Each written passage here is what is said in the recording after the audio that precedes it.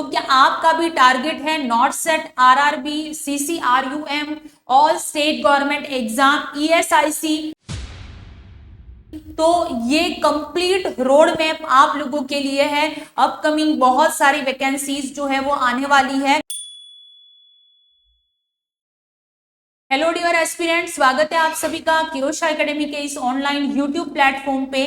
तो क्या आपका भी टारगेट है NORCET, RRB, CCRUM, all state government exam, ESIC? तो ये कंप्लीट रोड मैप आप लोगों के लिए है। अपकमिंग बहुत सारी वैकेंसीज जो है वो आने वाली है। तो अगर आप भी प्रिपरेशन करना चाहते हैं, गवर्नमेंट या सेंट्रल गवर्नमेंट एग्जाम में सेलेक्ट होना चाहते हैं, तो ये कंप्लीट रोड मैप जो है वो आप लोगों के लिए है, ताकि आप अपना सिलेक्शन का प्रोसेस जो है वो अभी से स्टार्ट कर सकें। तो चलिए स्टार्ट करते हैं कि कैसे आप क्रैक कर सकते हैं स्टेट गवर्नमेंट और सेंट्रल गवर्नमेंट एग्जाम को। Let's start the proper strategy, proper planning of your job, your dream job. तो स्टार्ट करते हैं। सबसे पहले कंप्लीट नर्सिंग का यहाँ पे रोड मैप हम लोग देखने वाले हैं। तो आप जो है, अगर आपका टारगेट है एम्स, नॉट सेट का, ईएसआईसी, आरआरबी, एनएचएम या स्टेट पीएससी की वैकेंसीज जो आती है, तो उसके लिए ये आपको वन प्रिपरेशन और मल्टीपल एग्जाम में आपको सेलेक्ट करवाएगी, और वो भी बेटर प्लानिंग के साथ में।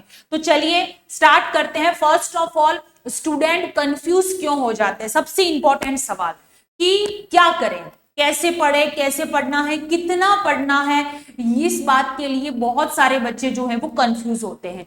हर कुछ दिनों में कोई नई वैकेंसी आ जाती। हर स्टूडेंट का सवाल अब किस एग्जाम की तैयारी करें, यानी कि कभी आरआरबी आ गया, कभी ईएसआईसी आ गया, कभी स्टेट का कोई एग्जाम आ गया, कभी सीएचओ का आ गया, कभी कोई और एग्जाम आ गया, कोई अदर स्टेट का आ गया। अब कंफ्यूज ये होता है कि किस एग्जाम की तैयारी करें। सच ये है कि प्रॉब्लम वैकेंसी की नहीं है, प्लानिंग की है, कि आप जिस टारगेट को लेके चल रहे हैं वो टारगेट को अचीव करने के लिए प्रॉपर प्लानिंग जो है वो बहुत ज्यादा इंपॉर्टेंट रहती है। गवर्नमेंट नर्सिंग रिक्रूटमेंट को आप पहले समझिए। तो आपका केंद्रीय सरकार यानी कि सेंट्रल गवर्नमेंट की जॉब कौन सी होती है? एम्स, ईएसआईसी, केंद्रीय जो भी हॉस्पिटल्स वगैरह होते हैं, अस्पताल, राष्ट्रीय महत्व के जो संस्थान होते हैं, ये सारे सेंट्रल गवर्नमेंट के अंदर आते हैं। इनकी सैलरी हाई पेइंग सैलरी रहती है। नेक्स्ट, रेलवे भर्ती, आरआरबी नर्सिंग सुपरिटेंडेंट। रेलवे के अंदर अभी लेटेस्ट जो वैकेंसी है 2026-27 की, वो आरआरबी नर्सिंग सुपरिटेंडेंट।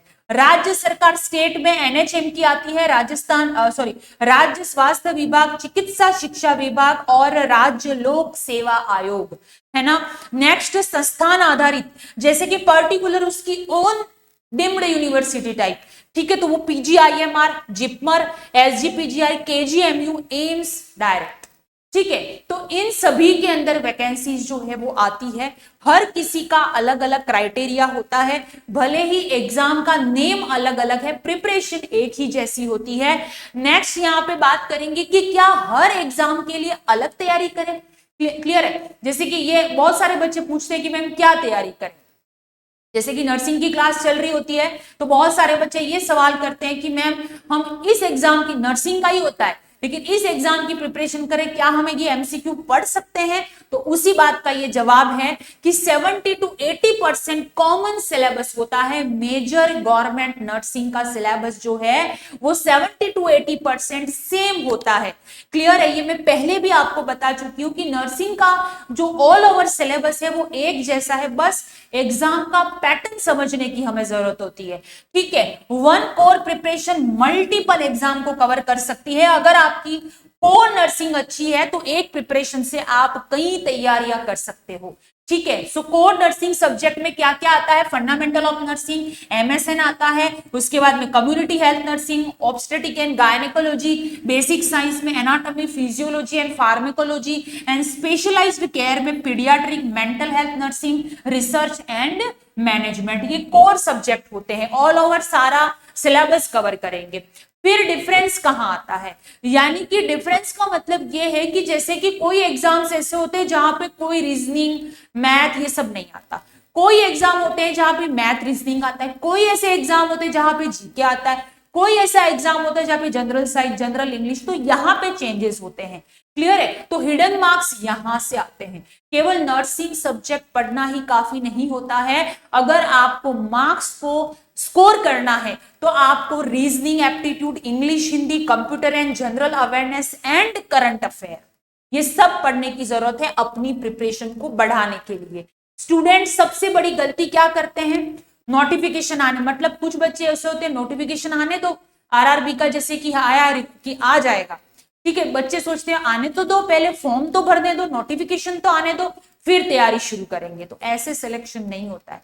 तैयारी कंसिस्टेंसी के साथ में 6 to 8 मंथ आपको कंटिन्यूअसली लगे रहना है अगर आपका टारगेट है कोई भी गवर्नमेंट एग्जाम, ठीक है। तो रीजनिंग और इंग्लिश को फिर लास्ट मोमेंट पे क्या करते हैं, रीजनिंग इंग्लिश पढ़ते ही नहीं, ऐसा भी नहीं करना, गलती है ये आपकी। मॉक टेस्ट और रिवीजन नहीं करना। थियरी पढ़ते जा रहे हो, कोई मॉक टेस्ट नहीं दिया, कैसे पता चलेगा कि कितना आता है, ठीक है। तो ये जरूरी है मॉक टेस्ट। और उसके अलावा एक एग्जाम खराब होने पर छोड़ देना, यानी कि कोई एक एग्जाम में आपका सिलेक्शन नहीं हुआ, नर्वस हो गए यार, छोड़ो कुछ और कर लेते हैं, तो ऐसे नहीं करना है। तैयारी की है तो आज नहीं तो कल सिलेक्शन जरूर हो जाएगा। कहते हैं कि अगर आप कोई एग्जाम देते हैं, किसी भी चीज को टारगेट लेके चलते हैं, अगर वो पूरा नहीं भी हुआ, ठीक है, तो कोई एक्सपीरियंस तो देके जाएगा। क्लियर है? यानी कि अगर आप किसी एग्जाम की प्रिपरेशन कर रहे हैं, अगर आपका सिलेक्शन नहीं हुआ, इसका मतलब ये नहीं है कि आपकी प्रिपरेशन अच्छी नहीं की, आपकी मेहनत अच्छी नहीं थी या फिर आप इस लायक नहीं है। ऐसा कुछ नहीं होता है। अगर आप मेहनत करते हैं, तैयारी करते हैं, तो कहीं ना कहीं वो तैयारी आपकी काम आती है और वो बहुत अच्छे से काम आती है। इसीलिए ऐसा बिल्कुल नहीं सोचना है, आपको छोड़ना नहीं है किसी चीज को। और गवर्नमेंट जॉब एक एग्जाम नहीं, कंसिस्टेंसी से मिलता है। एक एग्जाम आपकी काबिलियत को डिसाइड नहीं करता है। आप रेगुलर बने रहिए कंसिस्टेंसी के साथ में, कुछ ना कुछ जरूर हो जाएगा, ठीक है। नेक्स्ट, तो स्मार्ट प्रिपरेशन स्ट्रेटेजी, हर दिन थोड़ा थोड़ा पढ़िए लेकिन लगातार पढ़िए। बिल्कुल भी एक दिन 500 क्वेश्चन सॉल्व कर दिए दूसरे दिन गायब, ऐसा नहीं करना। रोज पढ़िए, पहले 50 पढ़िए, 30 पढ़िए, पर रोज पढ़ना है। Consistency is the key of success, ये हमेशा कहने, जिसने भी कहा है वो सही बात बोली है, ठीक है। और इसको इंप्लीमेंट करके देखिएगा आप डेली। कोर नर्सिंग सब्जेक्ट, यानी कि जो भी मैंने आपको मेडिकल, सर्जिकल नर्सिंग, ओबीजी पढ़िया, कम्युनिटी, इनको आपको रोज पढ़ना है, रोज एमसीक्यू सॉल्व करने हैं, रोज प्रीवियस ईयर के पेपर सॉल्व करने हैं। और वीकली, हर वीक में आपको क्या करना, रिवाइज करना उन सभी चीज को। Mock test, grand mock test जो है उसको देना है आपको। जैसे कि संडे मान लो, संडे आप 7 दिनों में जो भी पढ़े वो पूरा रिवाइज करिए। एक फुल मॉक टेस्ट 100 एमसीक्यू का जो होता है वो आप दीजिए, उसमें जो गलत हो रहा है उसको एनालिसिस कीजिए, डिटेल सॉल्यूशन देखिए। ये होता है परफेक्ट तरीके से तैयारी करना, परफेक्ट प्लानिंग के साथ में। नेक्स्ट, यहाँ पे मंथली क्या करना है, जो आप एक महीने में पूरा पढ़े उसको शॉर्टली रिवाइज करो। फुल सिलेबस का टेस्ट दीजिए, हर एक सब्जेक्ट उसमें होनी चाहिए। और वीक एरिया को इंप्रूव करना, यानी कि आपके वीकली टेस्ट में जो गलत होता था वो आपका फुल, जो आपका मंथली मॉक टेस्ट है उसमें गलत बिल्कुल नहीं होना चाहिए। नेक्स्ट है, चाहे आपका बैकग्राउंड कुछ भी हो, यानी कि अगर आप जीएनएम के स्टूडेंट हो, अगर आप बीएससी नर्सिंग के स्टूडेंट हो, या आप पोस्ट बेसिक किया है, इंटर्नशिप है, या फिर आप वर्किंग नर्स हैं, कहीं पे जॉब कर रहे हैं, कोई भी बैकग्राउंड हो, आपका गवर्नमेंट जॉब की अपॉर्चुनिटी आपके लिए अवेलेबल है। बस हर बार नोटिफिकेशन की एलिजिबिलिटी ध्यान से पढ़, क्योंकि किसमें जीएनएम होता है, किसमें एक्सपीरियंस मांगता है, किसमें बीएससी नर्सिंग होता है। तो आपको एलिजिबिलिटी के अनुसार अपना फॉर्म भरना है। और उसकी रेगुलर अपडेट, जो भी वैकेंसी आती है आपको इसी प्लेटफॉर्म पे मिलती है। तो अगर आप इस प्लेटफॉर्म पे नए हैं, मेरा ये वीडियो देख रहे हैं, और अगर आपका 2026 में और 2027 में अगर आपका टारगेट है कि नहीं मुझे जॉब लेना है, गवर्नमेंट जॉब, तो आज से, अभी से अपनी प्रिपरेशन को आपको क्या करना है, स्टार्ट करना है। Start your preparation now.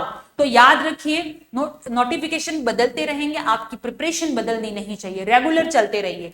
Exam बदलेंगे, आपका फाउंडेशन, यानी कि आपने जो पढ़ा है, जो कंसेप्ट आपने पढ़ा है वो तो वही रहेगा, ठीक है। नेक्स्ट, सिलेक्शन उसी का होता है जिसकी प्रिपरेशन लगातार, कंसिस्टेंसी बहुत जरूरी है। नेक्स्ट, हमारा लक्ष्य सिर्फ एक एग्जाम निकालना नहीं होना चाहिए, गवर्नमेंट नर्सिंग कैरियर बनाना। यानी कि आपने अगर नर्सिंग की है तो कैरियर तो किसी भी तरीके से बना लेंगे, लेकिन नॉलेज इंपॉर्टेंट है। अगर आपके पास नॉलेज नहीं है तो आप कहीं भी स्टैंड नहीं कर पाओगे। क्लियर है? तो इस बात का ध्यान रखिएगा। तो अगली सेशन फ्रेशर के लिए बेस्ट गवर्नमेंट नर्सिंग एग्जाम कौन सा है, ये इस पे मैं एक वीडियो लेकर आऊंगी आप लोगों के लिए कि आपके लिए कौन सा नर्सिंग का एग्जाम, यानी कि बहुत सारे बच्चे जो रहते हैं वो कंफ्यूज हो जाते हैं कि क्या कौन सा भरे, कौन सा बेटर है, किसमें सैलरी अच्छी होती है, क्या अच्छा होता है। तो नेक्स्ट मेरा जो वीडियो रहेगा वो उसी बेस्ड पे रहेगा ताकि आपका जो कंफ्यूजन है वो दूर हो जाए। बाकी आपका टारगेट है 2026 और 2027 में मुझे नर्सिंग में अपना करियर बनाना है, तो आप किरोशा एकेडमी से जरूर जुड़िएगा। यहाँ पे हर एक nursing competitive exam, nursing tutor, associated professor से लगा के जितने भी स्टेट गवर्नमेंट के सीएचओ तक के एग्जाम की प्रिपरेशन यहाँ पर करवाई जाती है। So if you want to prepare yourself for 2026 and 27 vacancy in nursing, so start your preparation now और जुड़े रहिए किरोशा एकेडमी के साथ में। Thank you very much.